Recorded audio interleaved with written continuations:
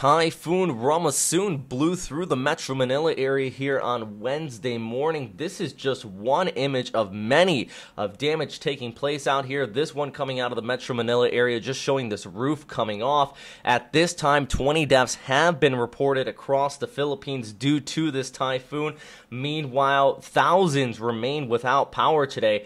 Actually, in some locations, it doesn't look like the power is going to be turned back on for some time now. Meanwhile, several people are still missing, and this story is very well ongoing as we look at the improving conditions, at least across the Philippines. This is actually a very good image of the weather now. This is out of Legazpi that took the right front quadrant of the storm system taken by James Reynolds here on Thursday morning. That's the Mayon volcano, and you can see some improving conditions. But as far as what is going on right now, Rammasun still pulling off here towards the northwest. We are seeing these conditions improve across the Philippines, but the storm system's not over yet. It is at this time still a strong typhoon. And in this update, I do want to talk about another area of low pressure. It is now a tropical depression according to the Japan Meteorological Agency. By no means do I expect this to become the same intensity as Rammasun or Glenda. It will be named Henry by Pagasa once it does get upgraded to a tropical depression. I think that's going to happen. Will it impact the Philippines directly?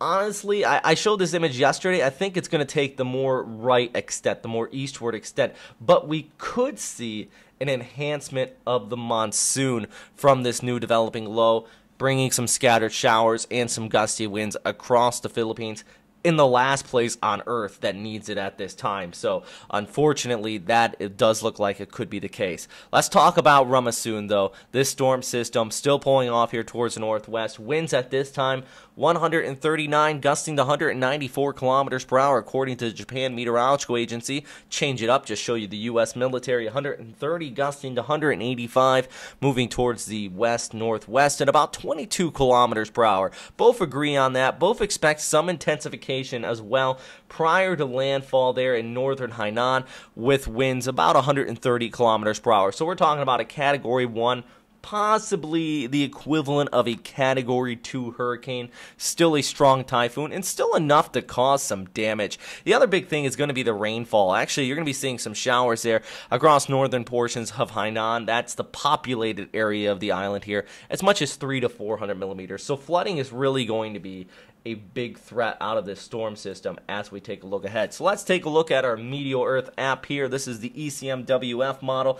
Zoom in on our storm system, and I can even pull up the track here there for you.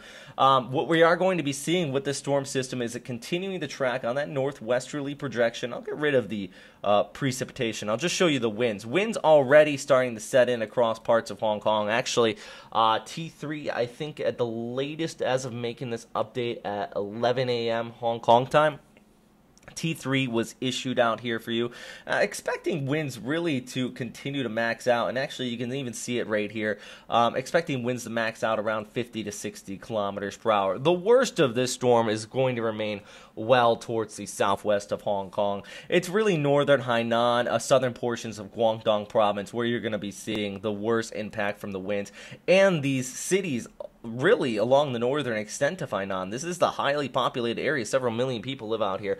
You're going to be seeing possibly typhoon strength winds. Then it's going to move across the Gulf of Tonkin. Really, this is something personally that we often see when storm systems move over the Gulf here. They rapidly intensify. It is very warm sea surface temperatures, and by very warm, I'm talking about 35 degrees Celsius. It is baking out here.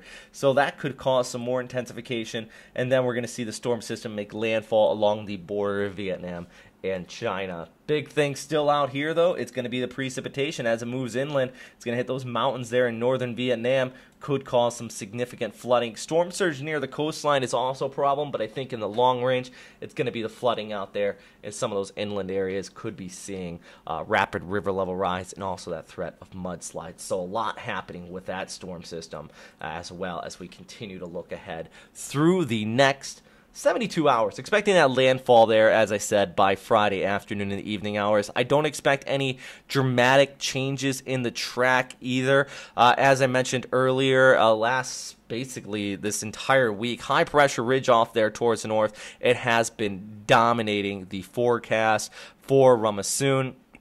And really, it's still remaining in place. You can see it just here north of that. Those areas in the blue indicating negative vorticity. And that's going to keep our storm system off there towards the northwest. Now, there is some things changing in the forecast. And while I'm talking about the steering flow here, I do want to mention our other low pressure area, because we have an upper level low just north of that. Here's your high pressure ridge. And here's Rammasun.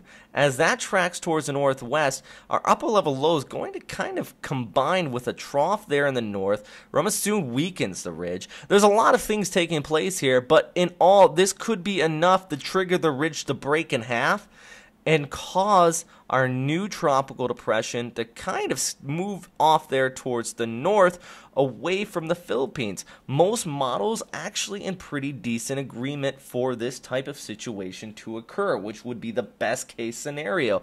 Unfortunately, it would enhance the monsoon. You can see it right in there, some scattered showers across the Philippines, but much better than a direct landfall taking place. Actually, we'll go back to our application over here, and you can see even with the ECMWF model, it pulls it off there towards north. So it's not going to be this type of track that we've seen with Rammasun, which, I mean, look at this, made landfall with winds up there about 85 knots. Just incredible stuff in tracking across the Philippines. I think this one's going to be more of a east coast of the Philippines, moving off there towards the north as a weaker storm system. We're going to continue to keep you updated. Yeah, that's the big thing. We're definitely going to continue to keep you updated at this time, though, on this one. It is still developing. As I mentioned, it is a tropical depression via the Japan Meteorological Agency. Don't expect it to be upgraded. Actually, it could become a tropical storm today, and we're still seeing some pretty decent organization from it, but I don't expect it to be upgraded to typhoon status.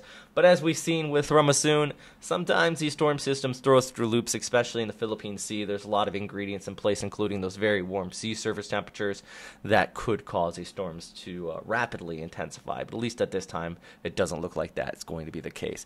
All right, everybody, thanks for watching here at westernpacificweather.com. If you have any questions, comments, or suggestions, please post them down there in the comment box below. And as always, stay safe out there. Thanks for watching. Bye.